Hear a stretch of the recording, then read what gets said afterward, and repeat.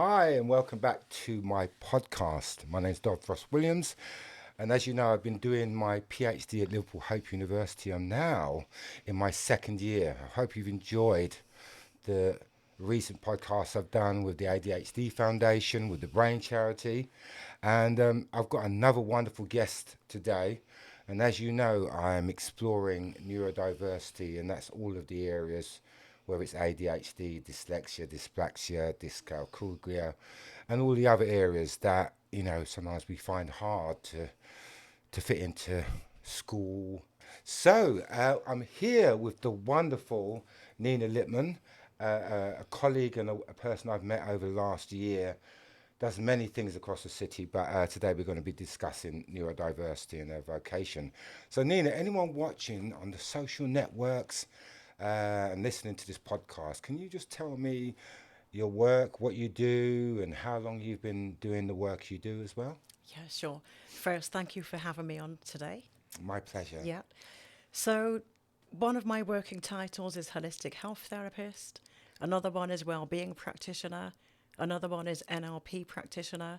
Another one is holistic educator. The list kind of goes on, but it's all under the umbrella of well-being practitioner. And when we talk about well-being, before I go into the deeper questions about neurodiversity, how would you explain that to people at home? Because sometimes they say, yeah, well, health and well-being, what does that actually mean? So how do you use those things of health, well-being as part of your vocation? What does it, if you had to break it down, say to a child, how would you explain well-being? I would explain well-being as a person taking care of every aspect of who they are and what they are. So obviously we're human beings. We need water, we need food, we need nourishment, we need a certain level of love. We need care, we need occupations. So that's kind of one aspect of well-being, and then another aspect of well-being is our actual health Yes, of and, course. and how healthy we can be and how we choose and how we like to be healthy. Okay, so you mentioned like a myriad of vocations within that.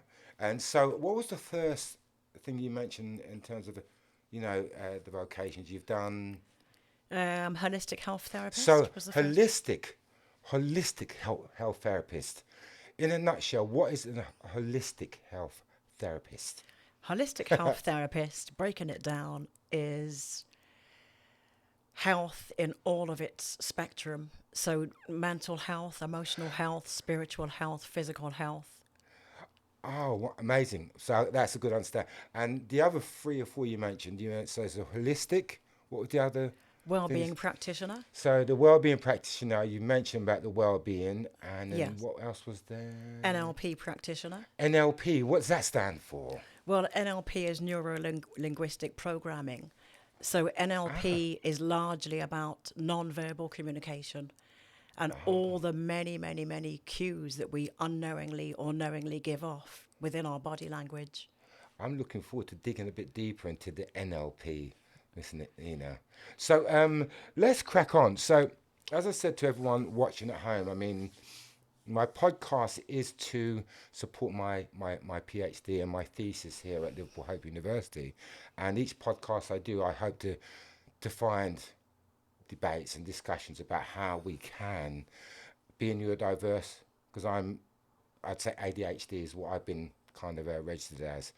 And if you don't know what ADHD is, it's about, well, they say attention deficit disorder, but I hate that word, because I haven't got a deficit and I don't think I've got a disorder. I think my mind works a bit differently. So I like to come under the title of neurodiverse. You know what I mean, Nina? I mean, that Yeah. for me makes me feel more acceptable. And sometimes when you mention, oh, you've got ADHD, people go, oh, they've got ADHD, there must be something wrong. So I always try to embrace the more newer way of saying that we're just neurodiverse. Every brain is different, like every fingerprint. And I think looking at it that way, I think it's much more easy to understand that I'm just slightly different. I look at the world slightly differently. So I've got some questions for you, Miss Nina, today to explore your practice, your work, but especially how you use your work, the well-being, the holistic work you do. And I'm going to delve into another one you mentioned about the breathing. I can't remember the name, but we'll dig into that as well.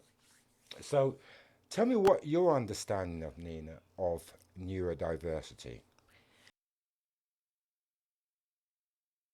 Every single human being, we're all different to each other. Mm. And within those differences, we have different ways of how we learn, how we receive information, how we communicate, how we see the world, how we think. Um, so, right or wrong, that's kind of how I think of neurodiversity. Okay, good answer. Tell me about your work and how it tackles and supports the development of neurodiversity. And that means, like, over the years, you must have worked with people that are probably on the spectrum. And if you give us an example of how your work has Okay. tackled that, that'd be really great. Yeah, one of the best examples that came into my mind immediately is when I worked for Penelope Moon with A Quiet Place. That's the name of the project, A Quiet Place. Mm-hmm. And I was project coordinator and holistic health therapist and worked alongside a psychologist. And together we set up, under the framework of A Quiet Place, a 6-week rolling rota, which included working with SEN children, the children's parents or guardian, and the children's teacher. The main emphasis was on working with the children, but the teacher and Of parents course. also had, they were Yeah. involved in the project. So the spectrum of children we had were children who were, on one end of the scale, very, very hyperactive and completely incapable of sitting down, learning I know. learning in a didactic style. Yes. They were completely incapable. And then the other end of the spectrum of the children were children who were very, very introvert, wouldn't look at anyone, wouldn't talk to anyone, very, very withdrawn and shy, crying a lot.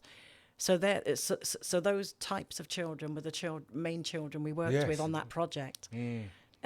I think I learned as much from the children as they did from myself and the psychologist. I learned so much about the children and their behaviour. So yes, so this was in 2005, around that time. Wow. So the word neurodiverse wasn't Was anywhere just- near as popular, and it wasn't anywhere near as known as it is now. Even for myself, Yeah. I wasn't so aware of that terminology. Mm. But I did have a very good understanding of the children and their needs. Yeah. So the idea of the project was that the children were already in school, because the room that myself and the psychologist worked in was in the school building. Oh, But excellent. but the room was completely kitted out, neurosensory style, with sensory equipment, Yeah. lighting, play therapy, music therapy, storytelling therapy, completely kitted out room that we took the children in to work with them. So I suppose in some ways it was kind of like holistic skills learning for the children. Yeah. We were trying to gently prepare the children to go back into the classroom and to be able to feel comfortable for who they were and for how they were, for them to carry all that in the classroom and for them to actually be able to learn. But it was almost like we had to prepare them first to learn. We had to prepare them. That answer really resonates with me because I wish when I was maybe 7 or 8 years old and I was failing at school to have that in place where when I was being disruptive or when I was, kind of like losing my cool, I couldn't concentrate. I didn't understand why. I knew that there was something wrong with why I couldn't sit down in the classroom for more than 20 minutes. I would become disruptive. But that was my ADHD. But the teachers back in those days would say that you're naughty. And I would have benefited, Nina, a lot from a sensory room, like you've mentioned, to have some time out. Sometimes it was because I was just agitated or I just needed to come out of that environment, have some quiet time, as you mentioned, have maybe some music, maybe some sounds or some sensory stuff just to calm me down. And I just think it's such a blessing, as you've just mentioned, that those opportunities that you offered during that time. And can you mention anything about any young person? You don't mention names, but how that session of whether it's half an hour, how you noticed from when they came in, maybe, and what you probably did to get them to calm down or to re-engage. Can you give us an example of how that Yeah, works? Yeah. that's such a good question. The first child that comes into my mind was he was at the end of the spectrum where he was very, very disruptive. I suppose similar to what you've just described as as yourself when you was a child. Very disruptive. He was completely incapable of sitting down for more than 10 minutes. He'd be walking around the classroom, picking on the other kids, picking up things he shouldn't pick up, etc., etc. So that was how he was when he came into the room as well. But then within 10, 15, 20 minutes of being in the room, he'd just completely calm down. He'd go back into the classroom, and at break time, the teacher would say, she'd actually use the phrase, he came into the classroom like a little lamb. Oh, wow. So left the classroom as a roaring lion and came back into the classroom as a quiet, serene, calm lamb. So the kind of things we were doing with that particular child was, first of all, just letting him let off some steam. Yep. Which is what he desperately needed to do. Punch bag or something. Yeah, whether it was shouting, swearing, kicking something, preferably a soft, squashy ball. Just let him have a rant for 10 minutes and then let him settle down. And then the second important thing would be to let him just talk about whatever he wants to talk about, how he's feeling, what's annoyed him, what he's fed up with, what he doesn't like about the classroom, what he likes or doesn't like about school. Just let him have a rant for another 10 minutes. And then usually after about 15, 20 minutes, then he'd be ready to kind of, do what you could call a bit of creative therapeutic work. So the creative therapeutic work that we were doing with kids like that was a mixture of play therapy, storytelling, little bit of drawing, and of course an aromatherapy treatment, a mini aromatherapy treatment. Oh, that's amazing. So it was a combination of, different sensory kind of kinetic style learning, very creative and very individualistic for that child. That's amazing that you mentioned that, and kind of makes me very tearful in a way to revisit why most kids or, a certain population of the school who are maybe neurodiverse and do need to learn in, as I'm saying in terms of my symposium, creative ways of learning rather than didactic. And I know 100% learning didactically for me was impossible. I can't sit in a classroom for more than 10, 15 minutes without getting agitated. I'd be looking out at the window. I'd be, my focus in other places. And I tried to explain that to the teachers, but I think, as I said before, it was always just that I'm a naughty kid. I wasn't doing what I was told, and that would just probably rub me up the wrong way even more so, where I just become unmanageable and be either taken to get the slipper, back in those days, the slipper and the cane. So it was a very difficult childhood for me, but I'm glad that I'd gone through that process, and that people watching at home, you can maybe understand, the work I've done since then with running my own college, Weekend Arts College, and working with a lot of organisations, especially kids that are, failing at school, SEN, special needs and so forth. I think over the last 20 or 25 years, I've really developed a practice of using the creative arts to engage with those neurodivergent young kids. And I do believe that sometimes when kids are failing at school and maybe being misunderstood, that creative ways of learning should be an opportunity and given to young kids to explore. And that's probably what my PhD is going to be really focusing on, is trying to get schools and the authorities to understand there's a different way to teach kids that are neurodivergent, and that is creatively. I do believe that. I'm not saying that there's not space for learning didactically, but clearly some kids do not learn in a school environment. Yeah. So I'm going to move on to my next question. I'm having a marvellous day today with you on my PhD. So we talked about this breathing.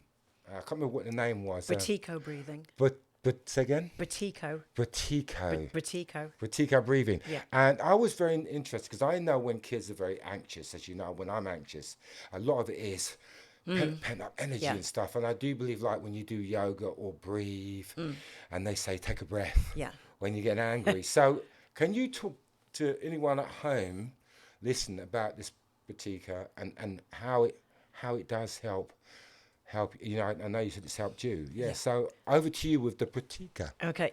So, you know, a lot of what we're talking about, you know, with this subject is our personal experiences, you know, as you've just mentioned about your personal experiences in school. So to answer your question, I can only answer it personally Yeah, absolutely. of how it helped me because I haven't actually studied it or, you know, gone into That's deep depth with it. The deepest I've gone with it is by practicing it as a case of an emergency, which I had last year. So basically what happened was, due to being perimenopausal, which yes. happens to all of us born females, First, yes. I experienced heart palpitations, which was really, really frightening. Very, very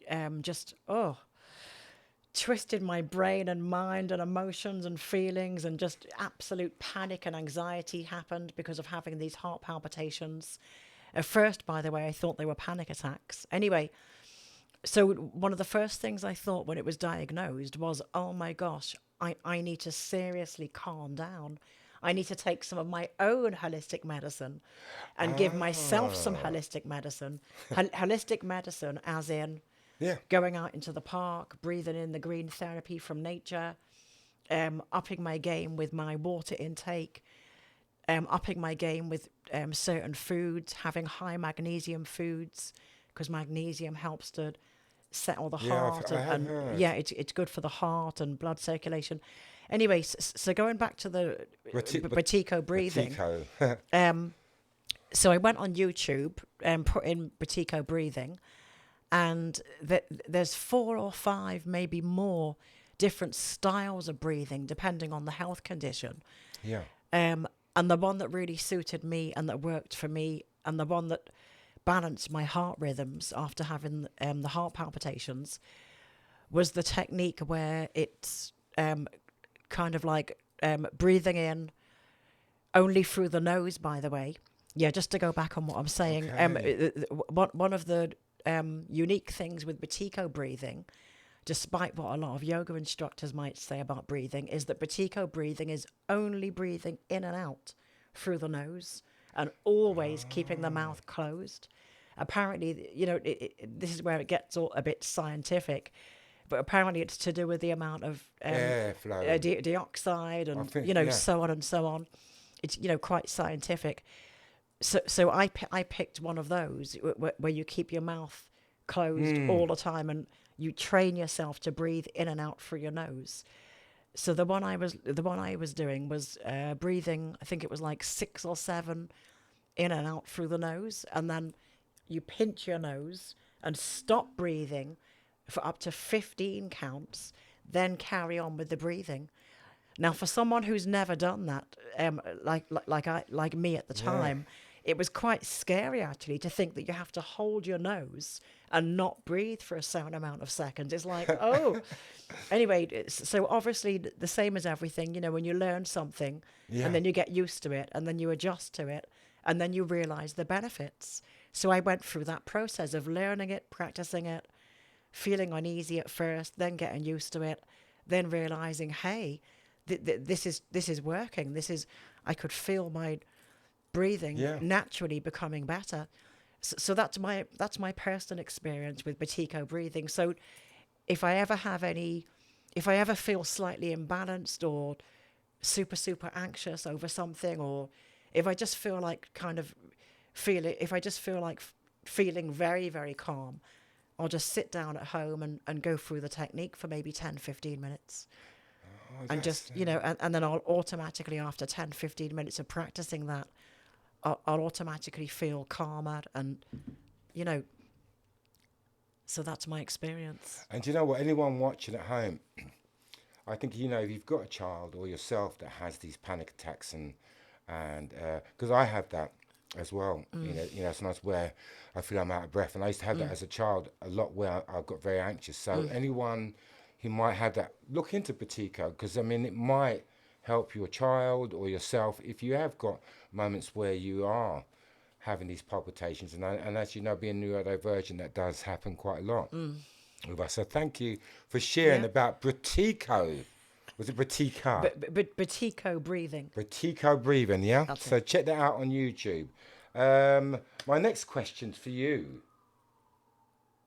Yes, this is one of my favourite because, as you know, I'm having my symposium in October. Yeah. And as you know, so what are your thoughts? You didn't mention and touch on it. What are your thoughts about what I've mentioned about creative learning and didactic learning? What is your understanding about that? And what do you think, in your own kind of understanding, how you view that for young people and so forth? Okay.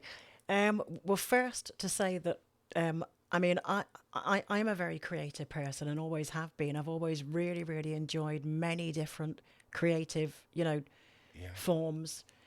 And as someone who also, so as someone who's highly creative and someone who loves learning, I still haven't been to university. I think part of that could be because didactic learning doesn't necessarily do it for me, for the kind of person I am. So from my own experiences with really loving education and learning, and from my own experiences of working with SEN children and adults with various educational learning needs, I can see that there's a massive need for schools and educational institutions to be more open towards non-didactic learning and to be more open towards creative learning, and for institutions and educators to realize that someone who's highly creative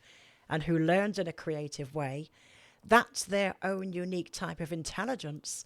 There's different types of intelligences, so I can't. So I kind of see it as, as we all know, if somebody's highly creative and able to do the most amazing things, normally within the arts, we all really admire it. We praise them. We want to reward them. We want to experience what they're creating, whether it's art, fashion, whatever. And it really is, as we all know, it really is an intelligence. It's a certain type of intelligence to be like that. So obviously, there's many different types of intelligences. So in some ways, what you could say is the old-fashioned way of learning, which is the didactic learning. It really, really suits a lot of people. Yeah, some. A lot of adults and children, they prefer that, very disciplined, very kind of orderly and very kind of, because there are lots of children and adults who need to have a lot of order in their life and who need to have a lot of discipline and firmness in their life. Whereas there's others who are on the, various spectrums, and others who are highly creative, who simply can't learn the didactic way.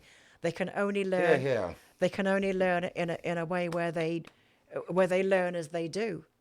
They do it and they learn as they're doing it, or they learn in a tangible way, or they learn in some kind of sensory way. Yeah, that's amazing. So I can definitely see the need for both, and I can also see a need for, like, in one classroom or one lecture room, for both methods to be available, to be delivered. It doesn't have to be one or the other. It can be both at the same time. That's what I've been trying to champion, just that understanding. I think what you've just broken down there, hey, you must be reading my diary to say that. But no, it is. I mean, it's not rocket science, I would say, to really understand that some people learn differently. Yeah. And I think, for me, if someone was barking at me and I had to kind of parrot learn, so to speak, didactically, and not ask any questions. I ask 100 questions in a few seconds. Some teachers don't have the time to answer. So when I was saying, that's how my brain works. I have 101 questions, but didactically, you're really not even supposed to ask any questions. You're supposed to just listen and do. Yeah. And that's what I found hard to do. And therefore, they thought I was being disruptive because I would ask 100 questions, just the way my mind works. So, yeah, thank you for breaking down your thoughts, Nina, around creative learning and didactic learning. I think my guests going forward, I think I'm going to be asking them the same question now, because I'm really focusing on my last 2 years of my PhD, and that creative learning and didactic learning, I think, is a real powerful way for me to end my thesis and to really look into how that is sculptured over the next few years, and how I can support that kind of element on the knowledge pool moving forward. That'd be wonderful. Yeah. I've got another question for you. Moving forward, Nina, I'm not saying if you had like a wand, magic wand, and you could just wave it. I have actually. And I know, believe you, I've seen them in your messages the once. I love it every time you send a message. It's got a wand at the end. Of course. So if you had a wand, or if you got a wand, and you could change the way we work and deliver best practice with neurodiversity, as you mentioned, you've done a lot of work yourself. What would you do to better engage in methods to work with people, whether they're young or adults, with neurodiversity? Such a good question again. Right. And the answer popped into my mind immediately. And one of my answers would be lived experience. There's nothing better than someone delivering something or teaching something or showing as an example something where they've lived the experience of what they're teaching or showing. So that's my way of saying that within the school systems and within any educational system, it really would be ideal if they had more people on various spectrums and more people who are neurodiverse as teachers working within the school, because then they're going to completely understand the needs of some of the other children. But then, of course, it would mean that if the teachers were trained in that way, and if they were delivering as a teacher with the sensitivities of their lived experience, it does mean that teaching assistants and other professionals in the school would also need to be trained in at least the basics of neurodiverse learning needs.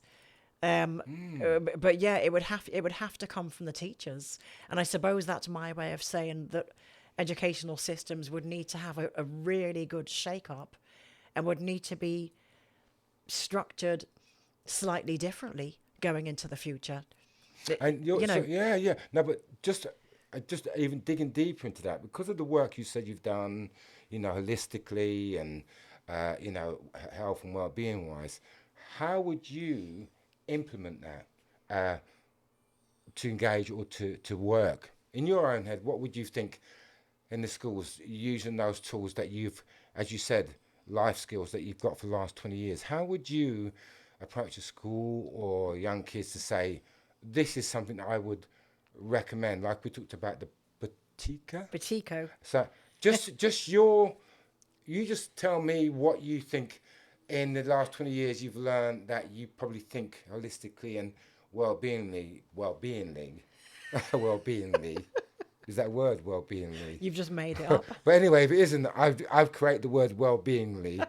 How would you, in your 20 years or 25, what would you say are the key things that you've learned that you would bring to the table to support neurodiverse methods of learning and engagement?